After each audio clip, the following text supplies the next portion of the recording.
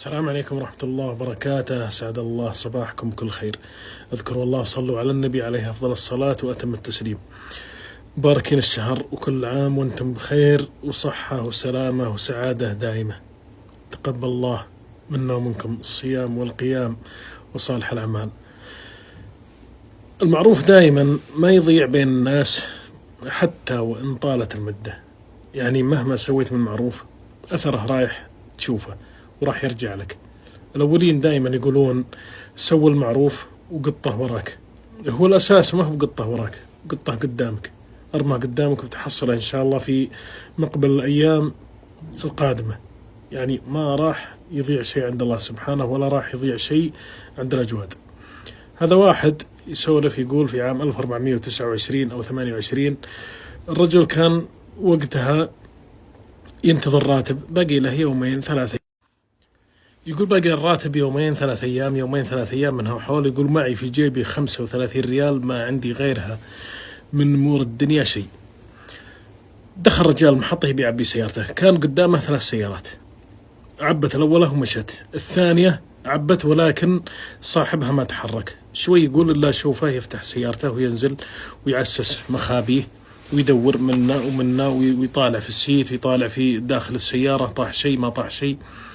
يقول وانا جالس انتظر وطالع شوي الا جاه عامل المحطة واشوفه. يقول من ايحاء من حركات يده استوحيت انه قاعد يقول له الفلوس ما هي معي او طاحت مني.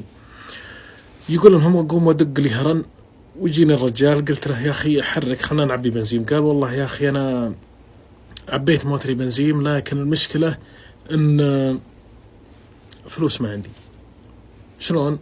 قال والله يا اخي محفظتي كانت في جيبي ما ادري وين راح.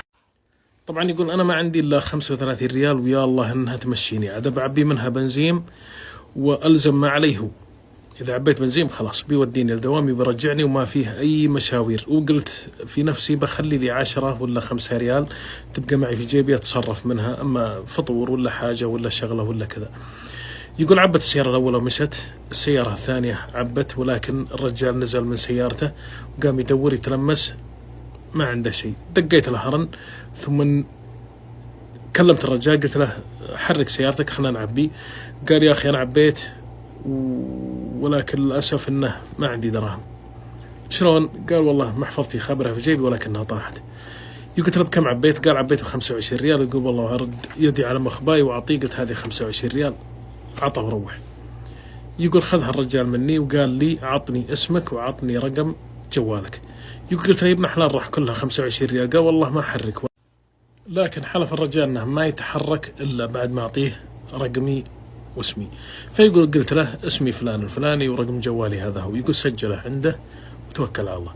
يقول يوم خدت قلت ايوه الحين خلاص ما عاد بقى الا 10. عبي يا صديق، عب بنزين ب10 ريال. يقول عبيت ولغيت كل المشاوير اللي عندي، قلت خلاص دوام بيت فقط ما في غيرها شيء. يقول والله هو عبيت موتري وتوكلت على الله. راح شهر شهرين ثلاثة 7 سنوات. بعد 7 سنين يقول ما دريت إلا جوالي يدق.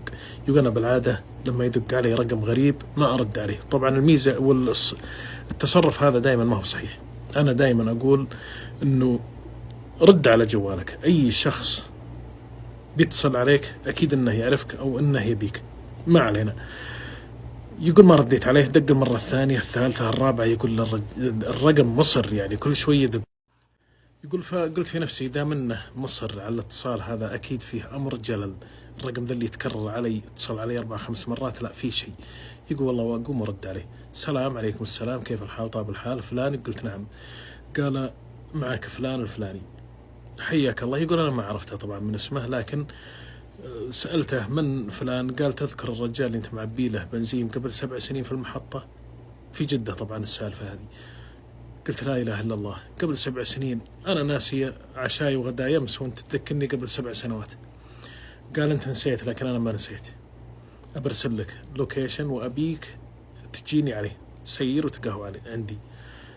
قلت له خير إن شاء الله. يقول طبعا ما وافقت له إلا بعد ما لزم الرجال. يقول أرسل لي لوكيشن والله أشغل موتري وتوكل على الله وروح له. يقول وصلت الحي من أفخم الأحياء، يوم أجي إلا والله إن ذاك الجدار وش طوله وش عرضه حوش البيت. يقول وأشوف في اللوكيشن وجهتك على اليمين. يقول والله أخذت إلا الرجال يدق علي، وينك يا ابن الحلال أنت؟ أنا قاعد أنتظرك وأنت ما جيت. قلت والله يا أخي أنا موجود في الحي، لكن يعطيني لوكيشن على اليمين، وجهتك على اليمين، ولكني ما عندي إلا ذا الجدار. يقول قال لي بطلع لك. يقول والله ويطلع الرجال واخذ لي لفه على ذاك البيت، الا والله ان هذا هو في وجهي، واوقف وانزل واسلم على الرجال ويلا حيه وكيف الحال وتراحيب وعلوم. قال قلطنا. يقول قبل ما نقلط التفت كذا على سيارتي، قال لا اله الا الله، الموتر هذا باقي معك؟ يقول قلت له والله باقي معي، موديني وخادمني والحمد لله رب العالمين. يقول نقلط عند الرجال ونتقهوى ونعين خير وسولف معه. قال شوف، الأولى من الأولات عطني بطاقتك. قلت له وش تبي في بطاقتي؟ قال بتعز بطاقتك علي يعني، عطني اياها بيها. يقول والله وطلع بطاقتي واعطيه اياه، وقام خذها شوي ورجع لي وردها لي، ويقوم يطلع لي ظرف من جيبه ويعطيني اياه، قال افتحه. يقول فتحت الظرف، يقول عطاني الظرف قال لي افتحه. طبعا الرجل اسمه مشاري القحطاني. يقول عطاني الظرف وقال لي افتحه. يقول وافتح الظرف الا والله ان فيه شيك ب 250 الف ريال. قلت له 250 الف ريال دي حقت ايش؟ قال هذه بدل 25 ريال اللي انت معبي لي فيها بنزين قبل 5 سنوات، قبل 7 سنوات. قلت له يا مشاري انا معبي لك ب 25 ريال، وهذا موضوع قديم وله 7 سنين وانتهى. قال انتهى عندك، لكنه عندي ما راح، والله انت تاخذها، والله اني يجيك موتر جديد بعد يومين ان شاء الله وهو عندك. يقول احاول في الرجال، ولكنه حلف علي اني لا اخذها بدال معروفي اللي انا سويتها فيه قبل 7 سنوات. الفائدة من قصتنا هذه أن المعروف دائما ما يضيع بين الناس، مهما سويت من معروف بتحصله قدامك في مقبل الأيام، وربما يجيك في وقت وأنت محتاجه فعلا فيه وتحصل معروفك هذا قدامك. الفائدة الثانية أن الشخص ما يمنع أنه يساعد الناس باللي فيه، على قدر إمكانياتك ساعد الناس اللي حولك أو اللي يطلبون منك المساعدة، واجعل مساعدتك أو معروفك اللي أنت سويته خالص لوجه الله الكريم. لا تنتظر أنه بكرة والله بيرد لك المعروف، أو أنه بيعطيك بداله شيء، أو أنه بيسوي لك شيء. لا، أنت سوه لوجه الله، وخل كل شيء في يد الله سبحانه. لك شيء ما راح يروح عند رب العالمين، أجرك بتاخذه.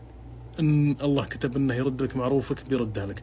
ربما أنه ما يرد لك المعروف هذا خير شر، يعني أنت تساعد واحد في حاجة وتقول قد يكون أنه بكرة حصله في محل أو في موقف أو في شيء ويرد لي معروفي ذا، ما هو بشرط، ممكن أنه ما عاد يقابلك أصلا خير شر، لكنه عند رب العالمين.